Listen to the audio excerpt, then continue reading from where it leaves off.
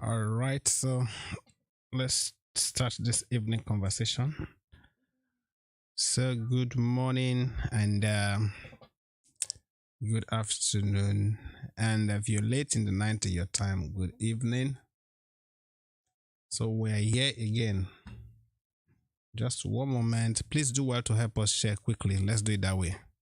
Help us share, help us share, help us share. Let's talk about the subjects on the screen.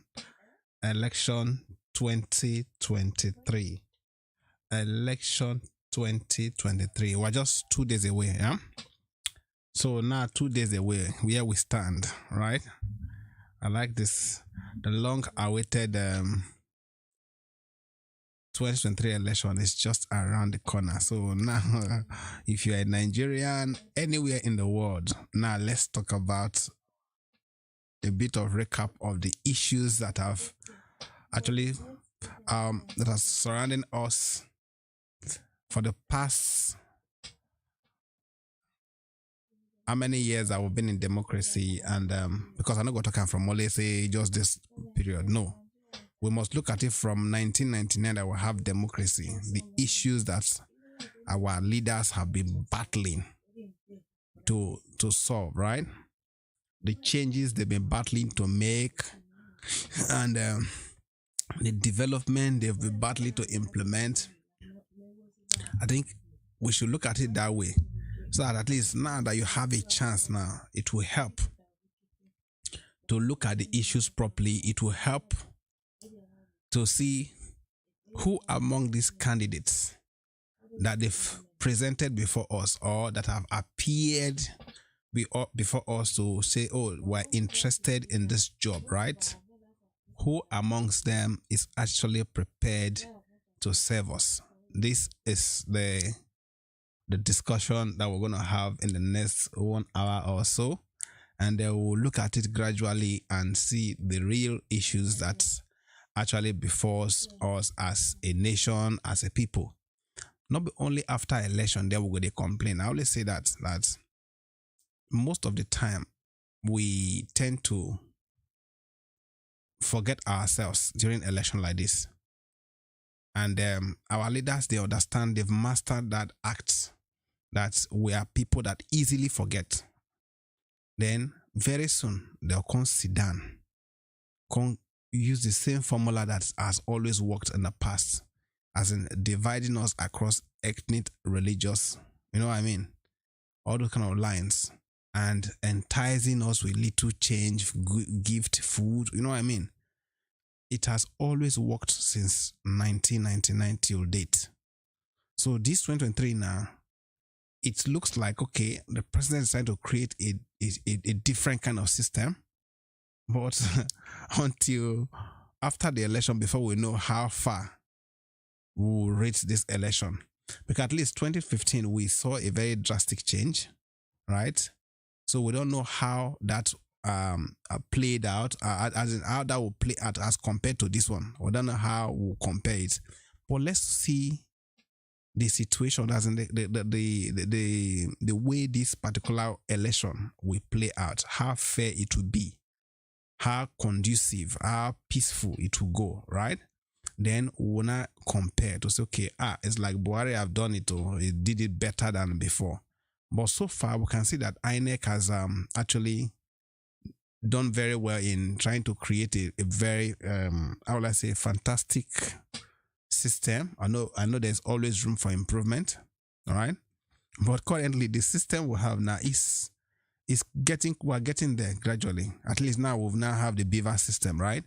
Now, so this bimodal voters accreditation system will reduce, assumably, because that's all of they assume, until we get to the election and see how effective it will be, right? But whichever way it is a progress, because there's always room for improvement. So whatever the flaw we'll notice during this election, coming elections, they will upgrade on the system and they will improve on it.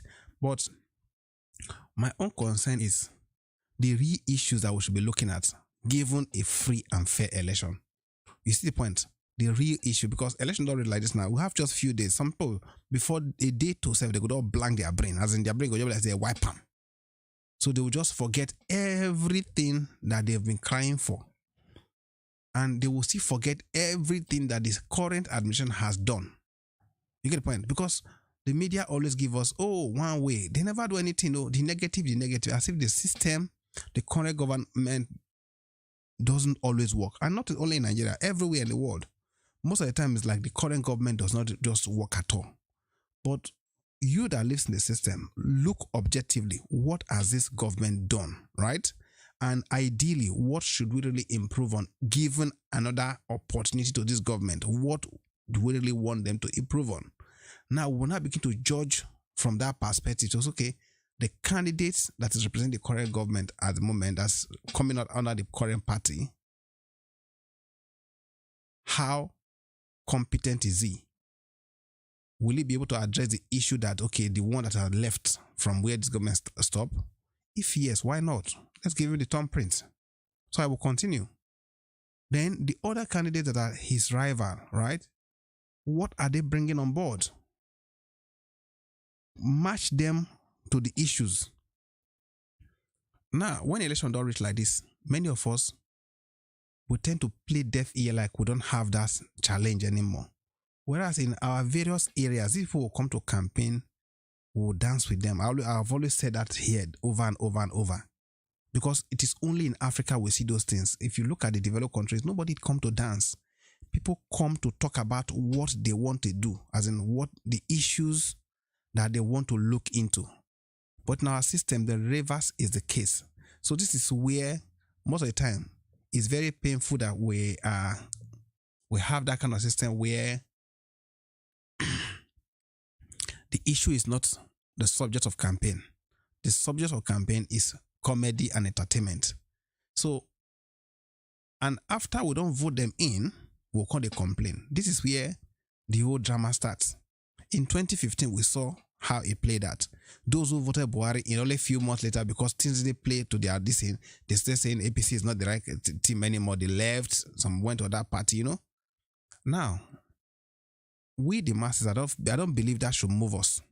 Because one thing you should understand about our leaders, right, is that they are very good at fighting themselves when it doesn't favor them. But whenever they fight themselves, we just believe, they are fighting for us. No. In real sense, let me remove the glass. I know the rays are too much now. The real sense, let's understand one thing. When we see these leaders fighting, we shouldn't always take it that, they are fighting for our interests. It's a lie. Most of the time, they are fighting for their own selfish interests. When they do the deal behind the scene, now some people are campaigning for Tinubu now, some are campaigning for Peter Obi, some are campaigning for Kwankwaso, some are campaigning for how do you call this Atiku, all right? I'm just using the 4 major parties. Most of the time, the people you see campaigning for these people, they have underlying interest. So it is that interest that they are chasing, not necessarily campaigning to change the system. This is where I say, as people, we must sit down and start analyzing all these things. Because most of these people that you see dancing around, they have their their motive. It is until you see them in office, then they begin to display this motive, right? Just give me one moment. Let me get my mobile phone so I can share on my Facebook here, please.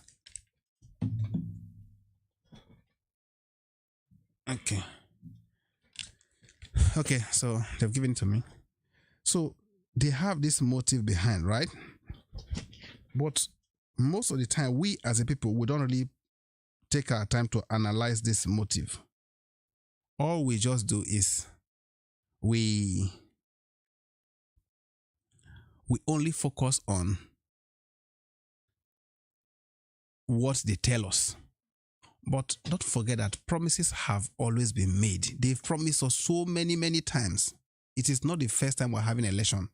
So we've been promised over and over and over and over. So it's not the first time. So why should promises not be the things we should hold? They've promised to, he said he would have read his manifesto. I've read his manifesto. If that is the argument you want to hold on, then you don't have an argument. Because truth is, these people, they've given us so many promises. Let me try and pull out a whiteboard. Let's look at some of the things that we have always had in the past from these leaders. Now, that will maybe that will guide our choice or our thought. Let me bring this board in, right? Okay. So now let's look at some of those things that we have always had them say. Oh, they always promise us road, yeah? They promise us good road every time.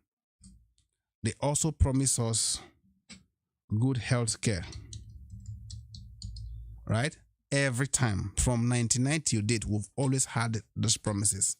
Good road, health care. They've always promised us access to good education, and in most times they will tell you free education. We've always had the promises. So now what am I trying to say? I'm trying to look at those things they've promised us over time. So you should look at, because it's the first time we're hearing this. No, we've had most of these promises. They've always promised what even telecommunication.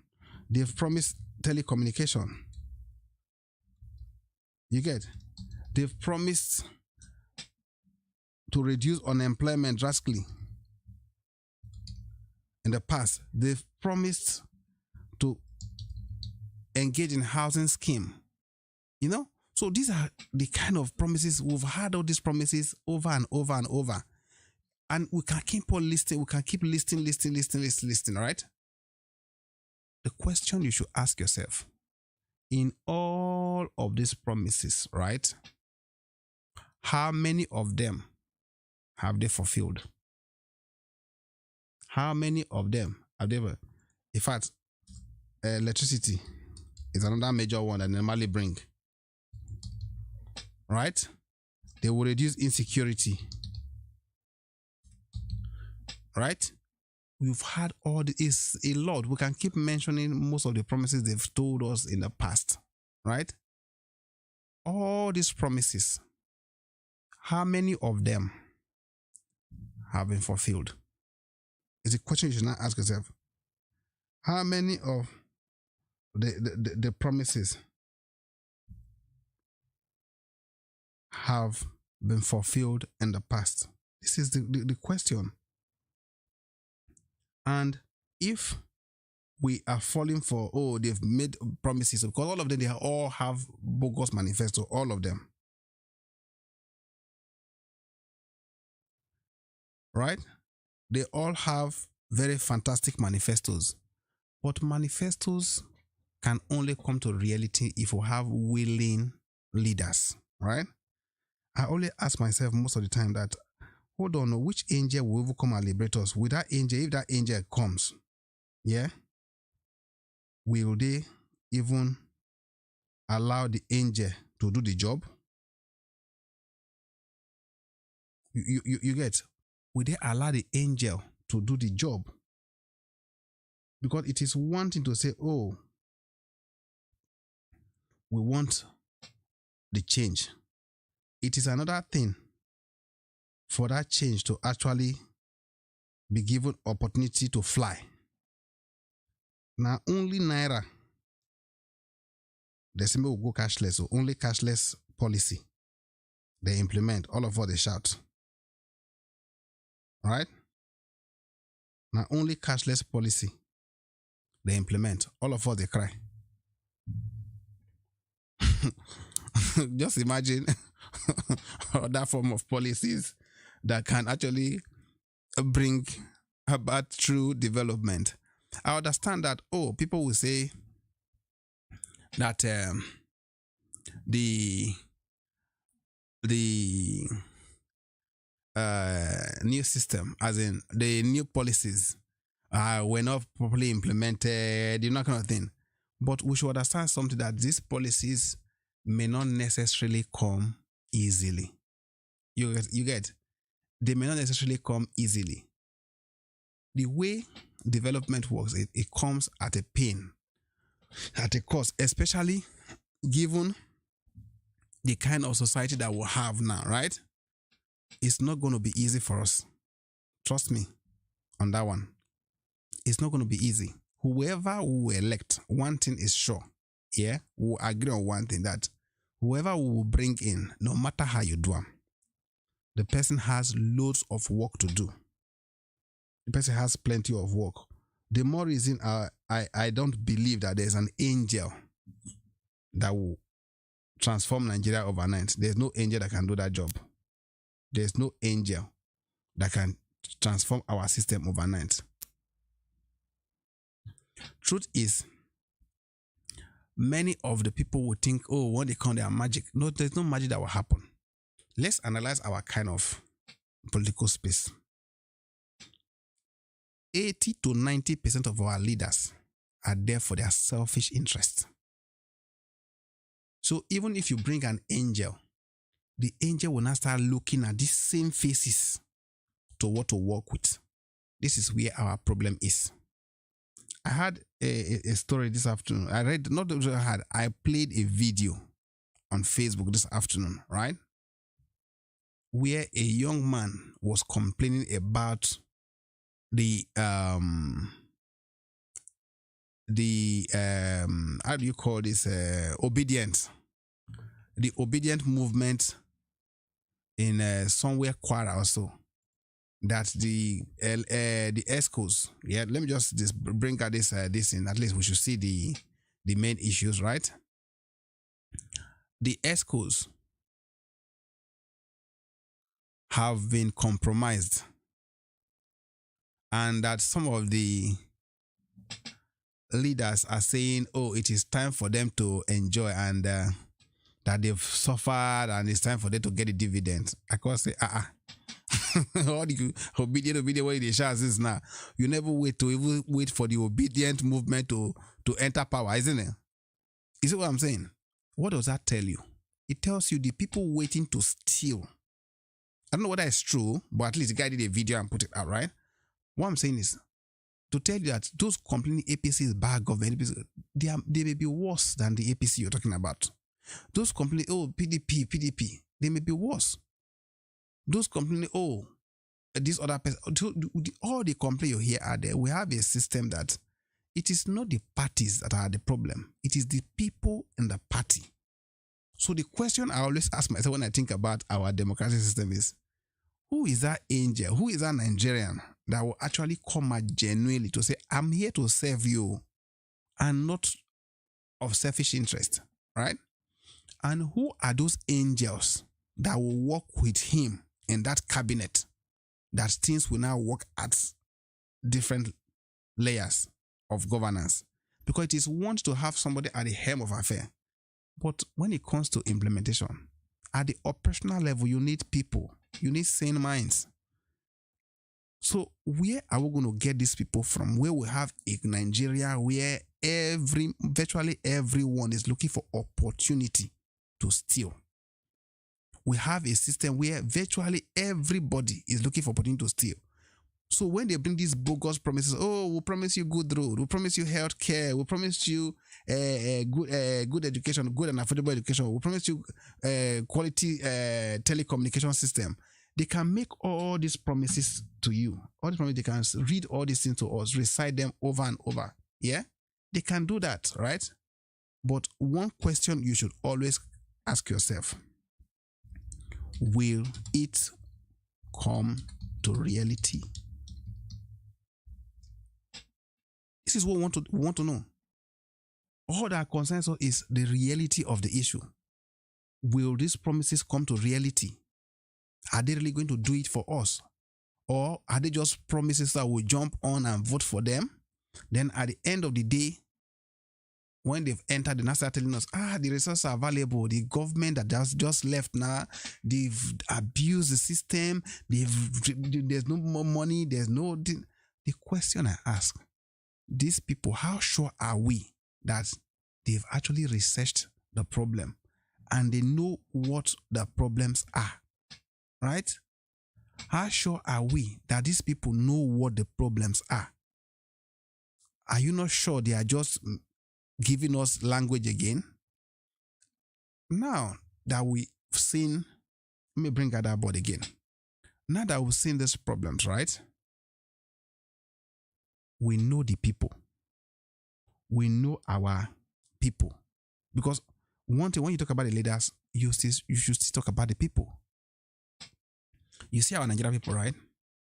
We are that kind of people that we think about only now, only to me. That is the problem we have at the hem of affairs. And that is the problem we have at the various layers of operation. The same problem we have even in every family. People just think of myself. When you talk about good road, right? The government can say, okay, let's build the road as promised in our manifesto, right? Then there's that person in your community who is meant to represent the community to sit in the stakeholders meeting. There's that person in your local government who is meant to, in fact, before we go to somebody, there's that person in your ward as well. There's that stakeholder from the local government. There's that stakeholder from the constituency. There's that stakeholder from the state, most like, right? Now, when all these people sit down, instead of the people that are meant to discuss the subject, many are there for what is my sitting allowance? What is my kickback? You see? So before you see, the money that is meant for the project, it is either blown out of proportion so that they can get their kickbacks from it, or it is done so that after their kickback, the money will not be enough to carry out a decent and quality project as per the road. So they will just do shabby stuff and walk away. When you look at it from this angle, is that most of the time, it is not even presidents that are a problem. The people we have at the various layers of governance, especially those that are very close to us, the councillors, the House of Assembly members, the senators, the governors, the ministers, those who that live around us, you see those people like that. Most of them, they are even the biggest problem we have. Because when they bring, for them to go and get a bid for contract or to get approval, they bribe their way through. Then they are bribing their way through, not because they want the development. Most of the time, it's because of what they stand to gain as a person. They know when they get that contract, when they get that project approved, they make millions and billions from it. Now we are heading to the election now, right? What are the main issues? These are the main issues. It is about good roads. It's about healthcare system. It's about education, both infrastructure and in terms of funding and everything in between, right? In terms of the quality of the subject being taught, it is a serious matter. When it comes to telecommunication, people are talking about 5G already, but we are still struggling to get 2G in many places in Nigeria, of 3G. In many places in Nigeria, there's even no network in this 2023. But we are here campaigning about election, and they will use those things to promote to campaign for us. Let's talk about unemployment. You don't want to go there. Nigerian unemployment, who is on the next level?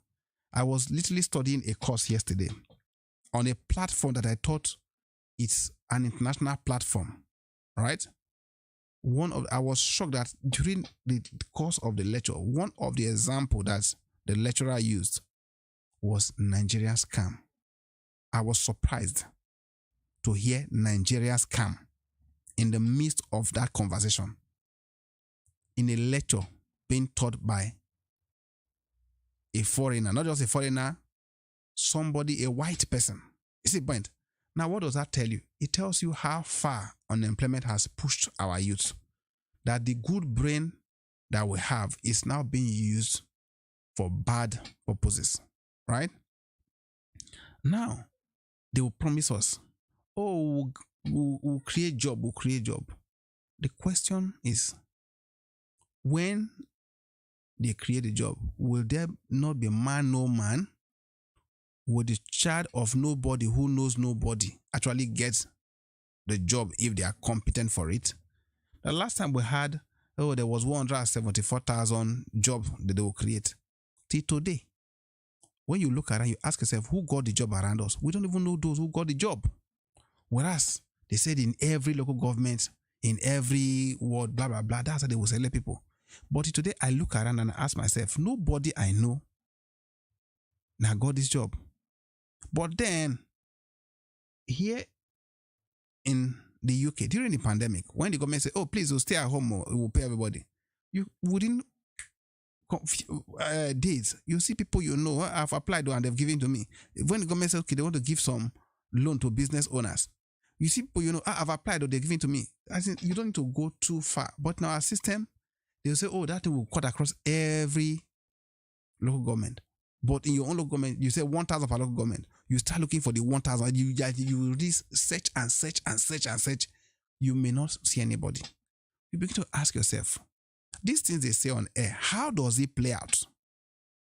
You see the point? This is where some of the promises, you as a citizen, this is where we have to sit down and look carefully. It is not because you had promises, oh, we will do this, then you begin to jump. We've had all kind of promises before. There's nothing they've not promised. I always say it in this show, that Nigeria is a very developed country. It's one of the most developed countries in the world, but only on paper. When it comes to implementation, we have problem implementing policies. Okay, let's go to housing. They will tell you housing scheme. Most of the time, these leaders, they just do this to please themselves. How many houses, how many people do you know that are on the government housing scheme in Nigeria, living in Nigeria, working in Nigeria? Middle class or at the bottom level? No. Most of the housing scheme, you see those in diaspora looking for connection to even buy those government housing scheme. Those living abroad will not come and be buying government housing scheme. It is what we see. You understand? Now, this is the kind of system that we've designed for ourselves. That when they talk about policies, when they make promises like this, it is the promises that are being made for what I call F and F. I call it this, yeah? Family and friends. That's the kind of policies that these people make. If you're the son of nobody and you know nobody, forget it most of the time. But having said that, I know one day it will change, and most likely the time is even now, right? Now, if we talk about electricity from 1999, you can go and research it, how much they spent on our electricity. They've tried different methods, but even the different method they've tried, when it comes to electricity, you see areas where people who don't have meter, they have light through connection, illegal connection.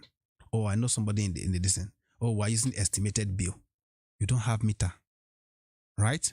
So you're not paying bill, but you want the government to keep running electricity. We don't consider the cost of generating this electricity and distributing it, right? Now, that is because one NEPA officer, local officer, who thinks he has a way to bypass the process at the bottom level, yeah? And those bottom level, who are they? They're our brothers and sisters. But we'll all sit down and we'll say the government is. So the problem in our system is a very complex one. And I always say it requires more than just strategic reasoning. It requires systemic thinking. Not necessarily looking at, oh, it is just this. No, we have to look at the situation carefully and analyze. Not just they gave us manifesto. Anybody can draft a very beautiful manifesto. Anybody can go and get manifesto online, edit it, rephrase them, tailor it to suit our democratic system, and use it to campaign. Anybody can do that, right? But does that mean that whoever says it will do it? Big question. Does that mean whoever says, oh, I will build road, I will build a good healthcare system, I will build a good educational system, I will provide telecommunication, good signals everywhere, I will reduce unemployment to almost zero, I will create housing system that will, even the poor will get on good housing? Is it whoever that says it that will do it? And if they will even do a little bit, because this is what we'll see, that will celebrate. I was watching TV this afternoon. I saw governors celebrate commissioning project. And if it's the kind of party they hold to commission project, and I ask myself, if you hold this party, you've commissioned maybe 4 or 5 projects, right? Within a week, and you're holding this kind of massive party, the cost of holding those party is even enough to use that fund to solve more problems. After all, these people, we recruited them to actually come and serve us. So this is your job. It's like, okay, you carry out 1 little task from your job, then we hold party for it to celebrate it. I can't understand. We all work. In my place of work, I don't think if I carry out my task, then the company will hold party to say, oh, let us dance and inaugurate this. This. It doesn't work like that. But in our system, this is what we have. Yeah. Now, the same thing applies to every other thing like insecurity and the rest. Let's not begin to, but we all know the main issues, right? So I'm just trying to say, let's do a recap of the main issues, right? After the main issues, the question we always want to ask ourselves is whether these people will fulfill their promises.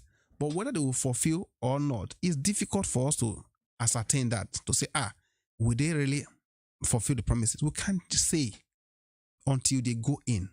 But we will now have this where our judgment should not begin to look beyond what they provide for us today, because most of the time, once they give us more money, Okbari, topic closed. We don't want to hear any other body, any other person. This person gave me food. This person gave me money. Oh, this person, he paid my child school fees just now. This person he brought a meter to us. Just because of 1 meter that you saw during the election period, so you think this person is the right candidate. Is the point? So our leaders have perfected this style of campaign that during election you see them trying to do good. They try to become charitable all of a sudden. They provide what they've never provided before, what provided before. They engage in social activity that they've never done before. Then we all fall victim for those things. This is why in our system we celebrate mediocrity. Oh, anyway, this one better pass that one now. What did they talk? If they put 2 things for granted, they choose. You know, this is the kind of statement we hear from young people in our system. When it comes to Nigeria, this is the kind of statement you hear from young people. When we talk about this thing, we say, oh, no, but at least when you look at it, this is better than that person. That one is better than that person. We defend mediocrity with all confidence. You get? So now that the election is coming, the next question you should ask yourself is, how prepared are you? You understand? Because very soon the election will come. It's just a few hours from now. Are you prepared? Have you actually taken your time to look at the issues head on, to say, okay, now I've looked at the issues. I know what the issues are.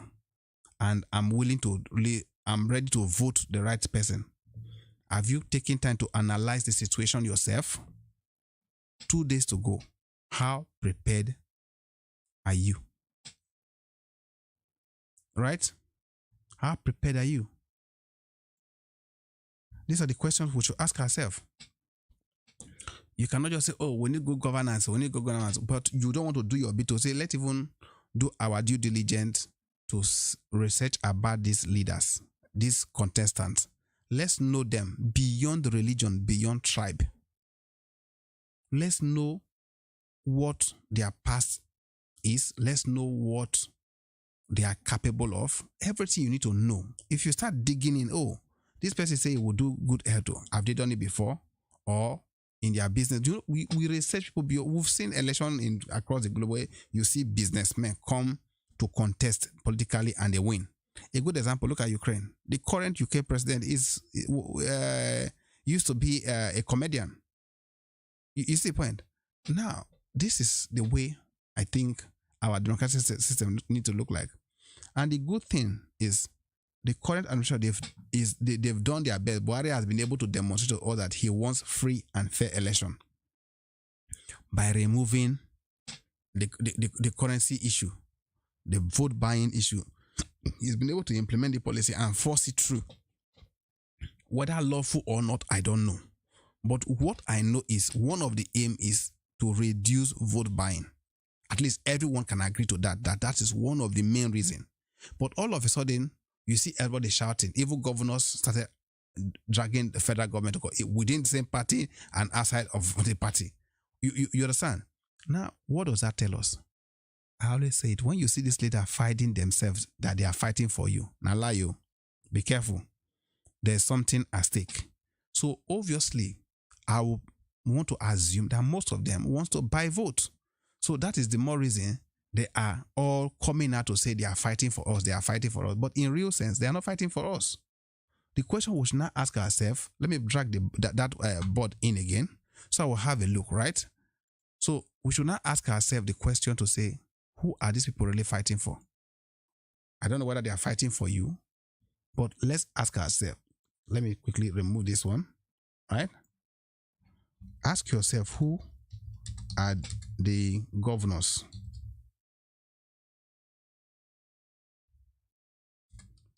fighting for?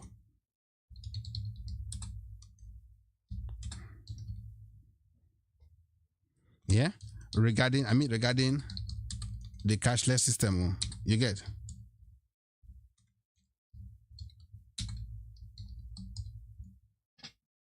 Ask yourself, who are they fighting for? You think they're fighting for you? If there's anything we must try to take off our head, yeah, is the fact that these people all of a sudden they are fighting for us. Like others have been asking, the other analysts have been asking, right? If they are fighting for us, why have they not opened their mouth to do the same thing during the long ASU strike? Why have they not gone to court that the cost of living is on the rise? Why have they not gone to court that, hold on, no, you see the unemployment rate is too high for our people to cope? Why have they not gone to court that this insecurity, if it's not being cured, what is being done? So you see, there are so many questions we need to ask of things that have bothered us over the past 20-something years, because it's from 1999, not just today. So let's not look at the issues that, oh, it was just from 2015. No, we've always had these kind of issues, right? But all of a sudden, because they changed Naira few days or few months to election, the whole head broke loose. Oh, it's about the masses. It's about the masses. Oh, some are saying, we need money to do this, we need money to do that. Let me tell you, how much Naira do you have? When they announced that policy, the common man took their Naira to the bank because they don't even have much. But those who have it in billions, right? They are there arguing. You understand? Are you telling me that your governor or your senator, if they need to make payment, they cannot do cashless system, they cannot transfer money, so they must pay millions by cash? In what system do we encourage that? You see the argument I'm saying? That sometimes we easily get carried away that they are fighting for us. Nobody is fighting for us. Everyone is fighting for their selfish interest. We must understand that most of the people, they are fighting for their selfish interest. So the idea of deceiving us that they are fighting our battle, it is not our battle they are fighting their own battle. It must be known that these people are fighting their own battle, not your battle. So if you know that they are fighting about, this is where you will not actually sit down and ask yourself, it's what say, with the way things they, who really fits manage the system the way we want it? You see the point? It is not issue of saying one person said this person is that person is that, or religion or ethnic or that kind of thing. No, let's look at issue-based campaign and let's look at the people themselves, because promises can be made by anyone, but how do we know those that will actually fulfill their promises? Big question for you. I will not tell you who to vote for, because truth is, I believe in the dynamics of democracy, and that dynamics is what gives us the opportunity to actually go out there and look at those that serve our that meets our requirements. Those who believe in that, this one tick all the boxes for me. We cannot have a system where everybody go and vote for one person or one party. I've not seen that. If we do that, then we're even in a bigger trouble. I always say that the best way to vote will be to vote a mixed party into government. That way, there will be confusion. Nobody will have majority to say, okay, because we have majority, then we do this or we do that. No. Instead, they would rather be fighting for your interest, because since there's nobody that has majority, they will might as well fight for the general masses. Because if I bring my selfish policy, the other parties will not vote for it. If they bring their selfish policies, I may not vote for it. So this is where the real development will come from. But the moment we start still playing along their line of, oh, they throw it into the air, then we jump around it, they will keep using our head. You see the point? So ask yourself, how prepared are you? Have you been able to investigate and read more about these leaders? Then your chosen candidate, how far have you gone? Have you actually gone out to evangelize to people to see, oh, I believe in this person because of A, B, C, D. They ticked these boxes, and these are key variables we should look at. Have you been able to do that? If yes, kudos. If no, then why? Because you want your candidate to win. We all of us want our candidates to win, right? But how many of us are working with these candidates? Because when we elect them in, this is the problem we have. When we elect people in, we must work with them. There's nothing we go do for that Nigeria. Say if they say, oh, no, we are paying them. The current trouble we're in, right? We must find a way to all work together. When you talk about insecurity, you think there's one magic that Buhari will do at Asa Rock. You can blame Buhari today, but Buhari has done his best. So if all of us put head together and we say, okay, let's do neighborhood lookout. If you see a strange face in this area for some time, please report to the nearest authority. Most of the time, our community will know ourselves. But we'll just say that, no, our government will do it for us. So we'll see traces of things that are going wrong. But nobody wants to speak up. You get? In a developed country, what do you hear? If you see anything that doesn't look right, please speak to a member of the police. In other cases, you hear, if you see something, say something. See it, say it, sorted. Now, these are the kind of signals they used to tell everybody. Security of and the welfare of the state is in the hands of everybody. It's not just the police. It is not just because if you see anything that doesn't look right and you say it, you're actually giving room for those in charge to go into investigation and mitigate whatever would have gone wrong. So these are the kind of things that we should look. Now, you know the biggest problem we have. You know our biggest problem? Our biggest problem is vote buying and vote selling. Somebody will say, oh, they've been hungry for the past how many years, right? I don't have a problem. It's true. It's very possible, right? The cost of living has gone up, yes. But the question you should now ask yourself is the fact that, hold on, will you sell your vote or not? Will you go there on Saturday and say, I want to sell my conscience? You understand? Who are those that actually fall victim to vote buying? And at what point do you think they can stop it?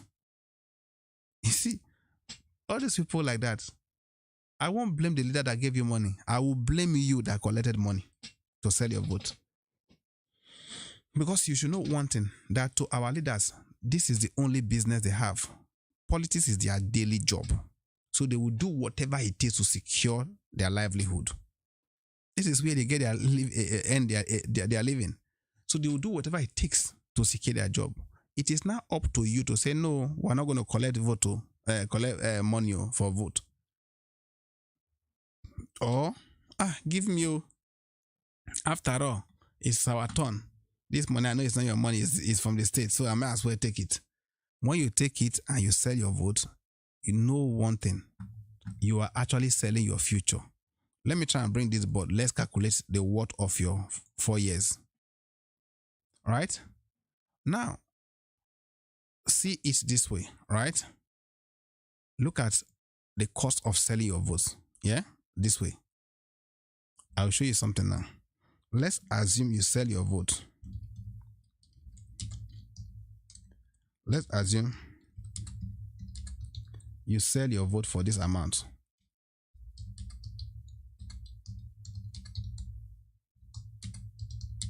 I will use a very big amount of money that I know that you can never sell your vote for that amount. I'm 100% sure that you cannot sell your vote for maybe 150,000 Naira.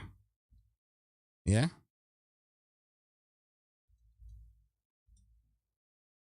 let's assume this, that you sold your vote for this amount, right?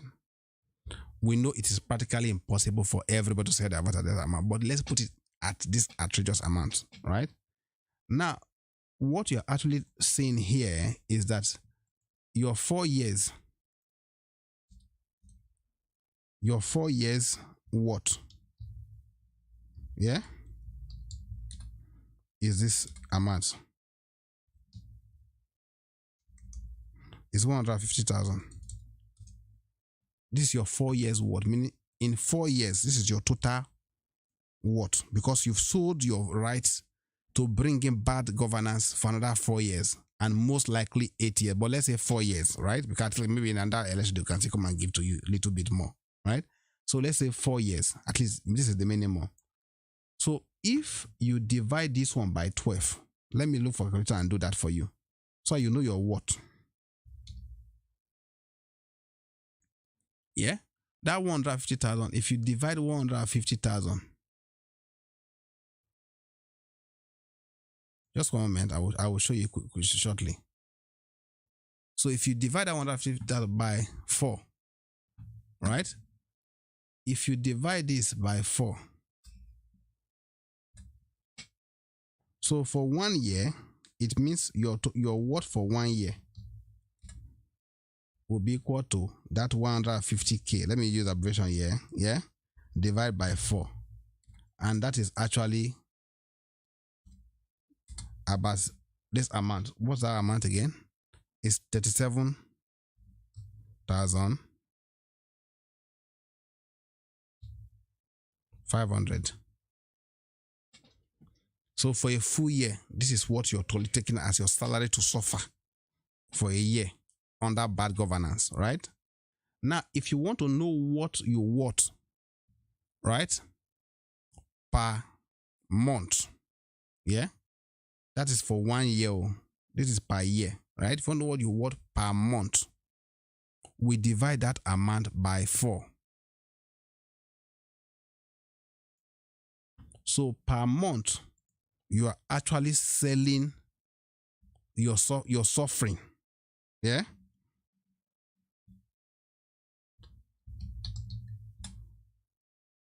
Your 1 month suffer, the money you've agreed to suffer for 1 month for is this amount, if I'm not mistaken. Yeah? Divide by 12. You understand?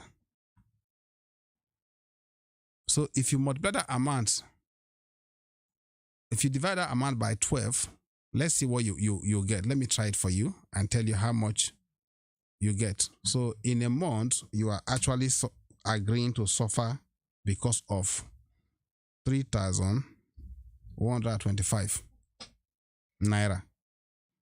So indirectly, this is what you're agreeing to.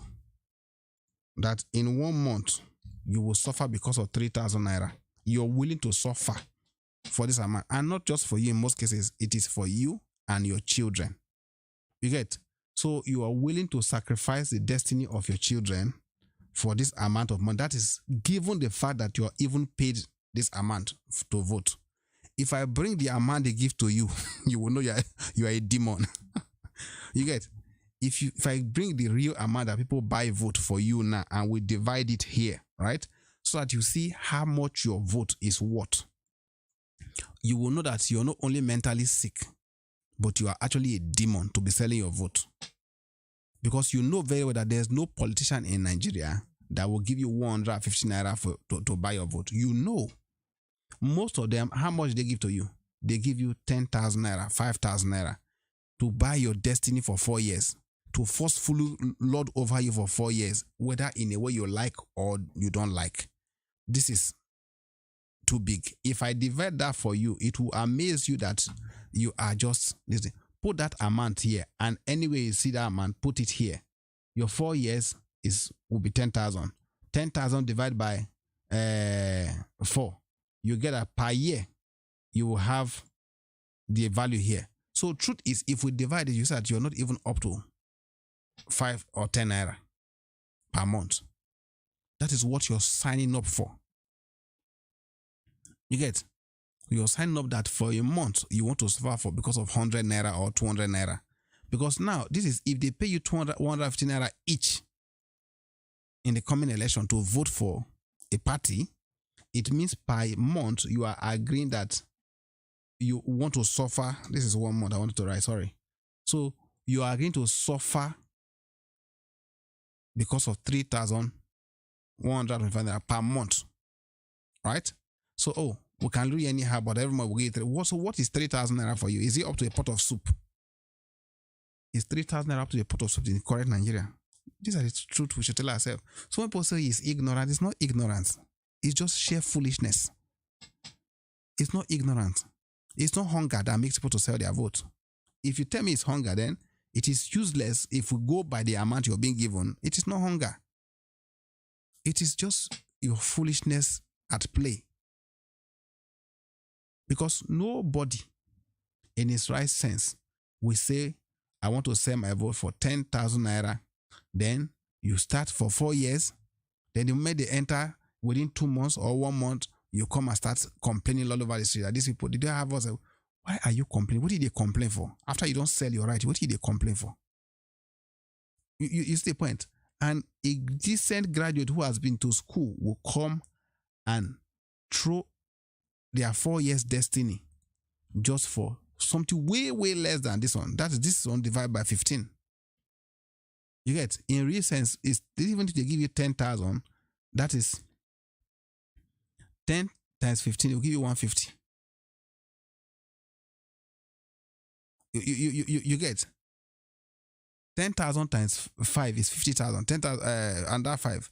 So if you look at it that way, divide this number by that amount, it will give you your total amount, your what?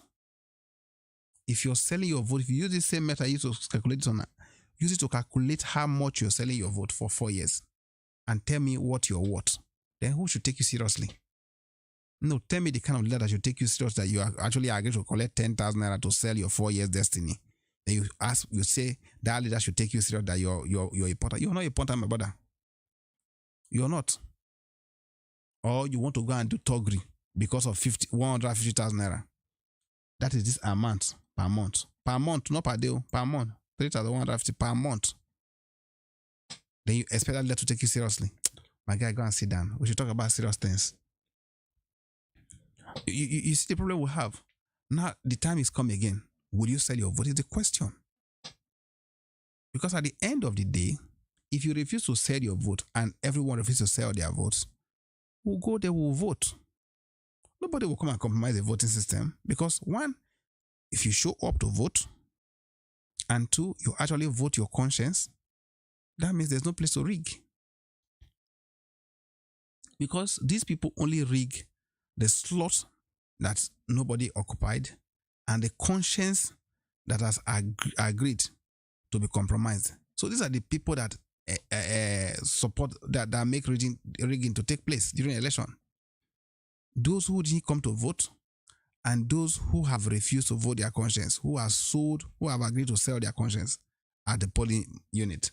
So when you look at it this way, is that the real sense, the behavior of our leaders is not something that they create by themselves. It is something we enable them to create. We agree to support them to create. So the behavior they display in our society when it comes to leadership is a function of how or who we've supported to get into office. This is the way it works, right? Make I not bore you too much. We spent about 53 minutes on this episode. Now, I want to plead with you. The election is just around the corner.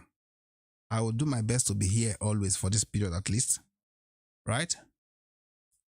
Ask yourself, if you want a better society, a society that works for all, or that works for the many and not the few, you know what to do.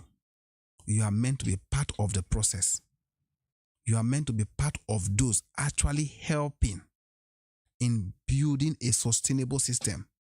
We don't all need to be in governance before we can actually build a system that works. the way I'm talking to you now, you can actually still go and sensitize 1 or 2 person. You can help to share. Brother, please look at this one.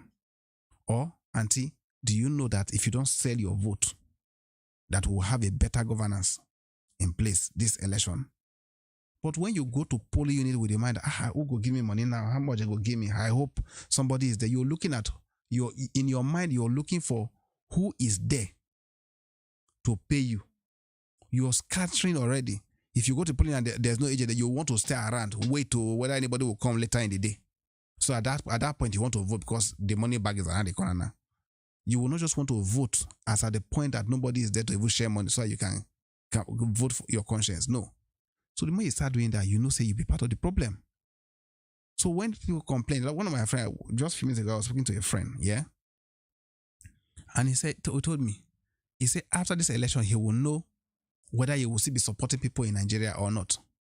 He said because if this use Crow to vote in bad leadership, that he will make sure that all his friends and his family, that anybody that calls him for support, that he will tell them that I enjoy the system that you people have jointly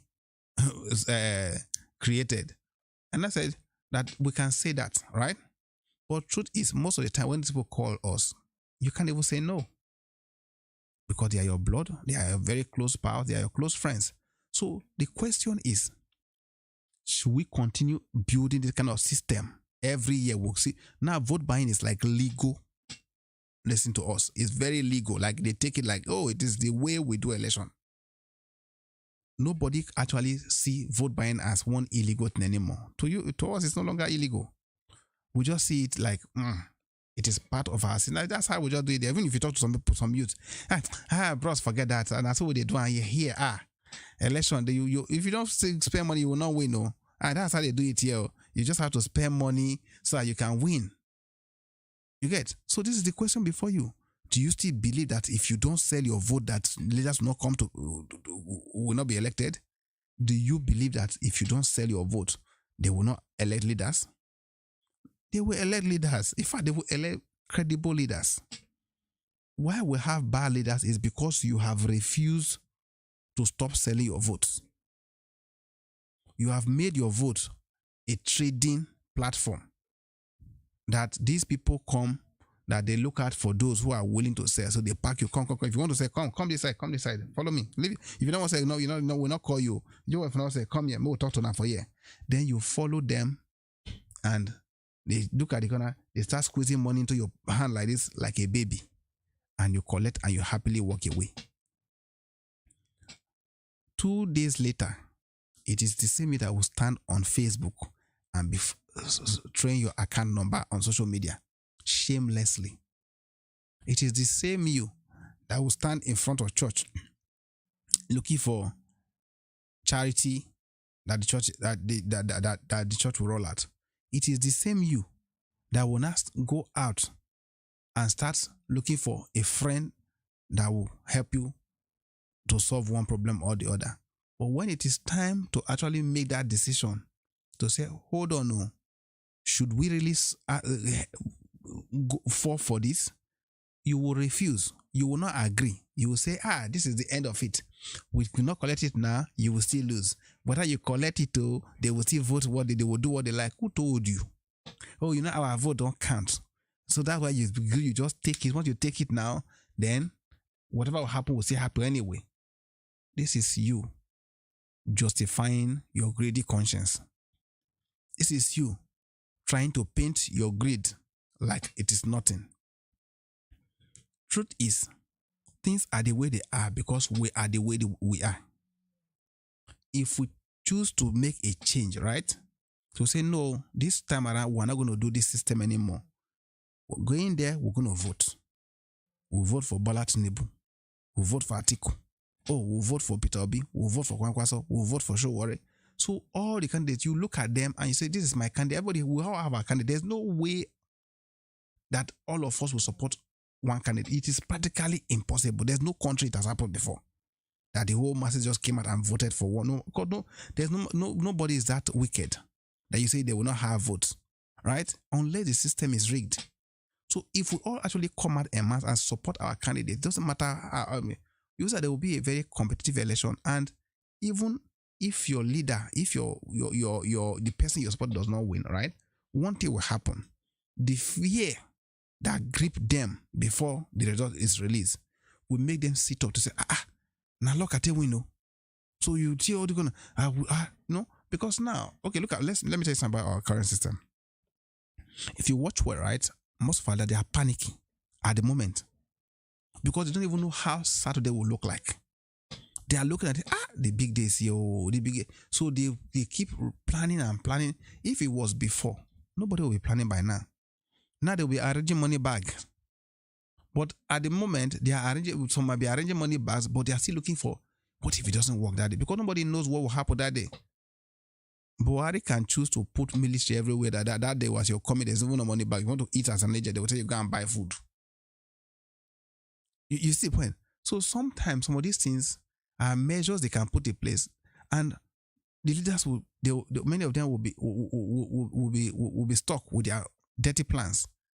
But the question is, even now that the government is trying to help to say, no, let's do election and see how the general outcome will really look like. So whoever wins, we know this person is representing the generality of the system, right?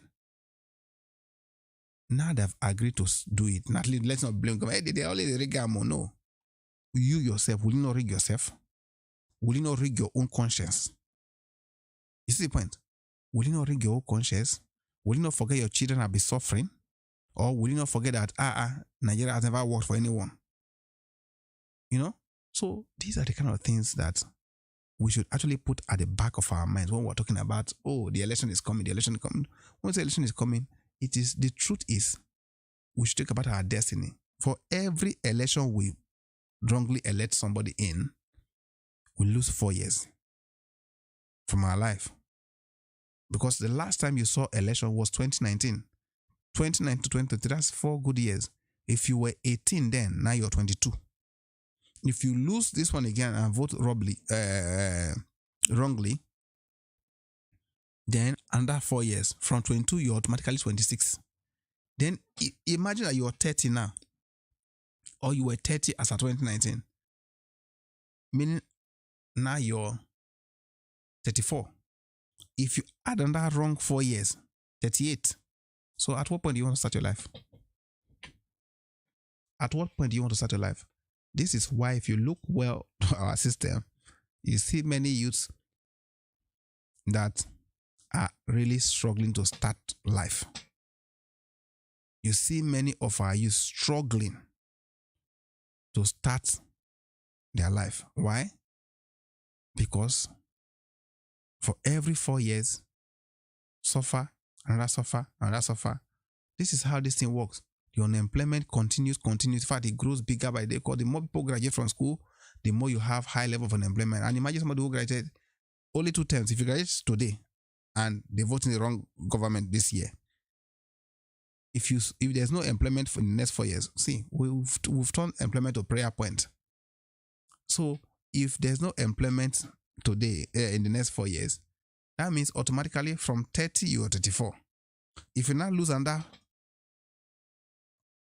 bad governance, if you now vote under bad governance, that's automatically 38. 8 years of your graduation already gone. After 8 years, what is left? The knowledge you even acquired is gone. And many of our people, because of that poverty, you can't even have money to say, let me do some certification or let me go and upgrade my skill. You know what I mean? So we basically are looking for, once I graduate, who can employ me?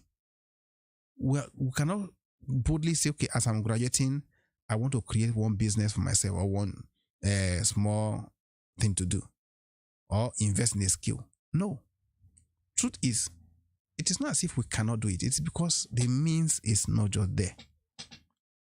Many of our youth, when you look at them, I think there was the religion that time that they said an average Nigerian youth does not have $500,000. You see the point? So imagine, and most of those professional courses, you know what it is to set up a business in Nigeria. You know what you're looking at. So when you look at it that way, who will actually give you that huge capital to start a business? Or who will actually fund you to run a professional certification that you've always intended to probably run? You see the point? So some of these things are key issues that we don't want to take lightly this time around. They say, oh, no, let's just vote anybody. You can say that. But over time, the anybody you're voting today will give you anyhow leadership. And the anyhow leadership will not only affect you, but your children and children unborn. This is the situation that we're in now. And it calls for a well thought through decision to say, no, this time around, I don't think I'll participate in this whole thing. Whoever brings any gift, I don't want to take. In the first, I will not say take and say later, go and focus. We've said that in the past. But the reality is, we shouldn't even collect. That will make those bringing that item know that, yes, if they can take it back, it will make them know genuinely that these people are not interested. But the more we start collecting to say, collect it and eat it, you still go and vote your choice. Let me tell you, many of our young people are falling victim. From collect, they will collect their voter's card. Oh, okay, give me your voter's card. And they submit it willingly. They don't even know what that voter's card means. They just give it out like that. Yet, we are praying for a better system. How can God help? I told somebody this afternoon, I said, see, we can say we're praying, but in all honesty, I know that even the hosts of heaven, they are tired of our case. Because we can't pray about everything. God brought us into this world to say, beautify the earth. But now what are we doing? We are trying to push that responsibility back to the host of heaven. Oh, please, help us build it too. Oh, help us. No, it is your duty to elect your leaders. The angels of heaven will not come and elect. It is us that will go out and campaign for the people we believe in. It is us that will go out and sensitize people that see, oh, let us not collect any bribe. Let us not sell our consciences. Let us sit down and vote genuinely for true leadership. Let us not allow this leader to come in on the shoulder of Godfatherism. They should come in because we are actually asked to vote for them. You understand? That way, when we vote them in and they don't have any Godfatherism influence, they will walk. But when we allow Godfathers to be the one lifting them in, most of the time, they tend to serve the interest of those that push them in. And we'll be there thinking it is business, whether you like it or not. Nobody will spend their full day, full night, holding meetings, running around in Africa that we know, and you tell me it is just for that. And they are not that they are hungry, they are comfortable, they are rich, they are billionaires, they've tested power most of the time. And you tell me these people are just doing it for fun? No. It's not because they love the country. It's because of their selfish interest. So if we want to remove that, then we ourselves we must start collecting the bribe.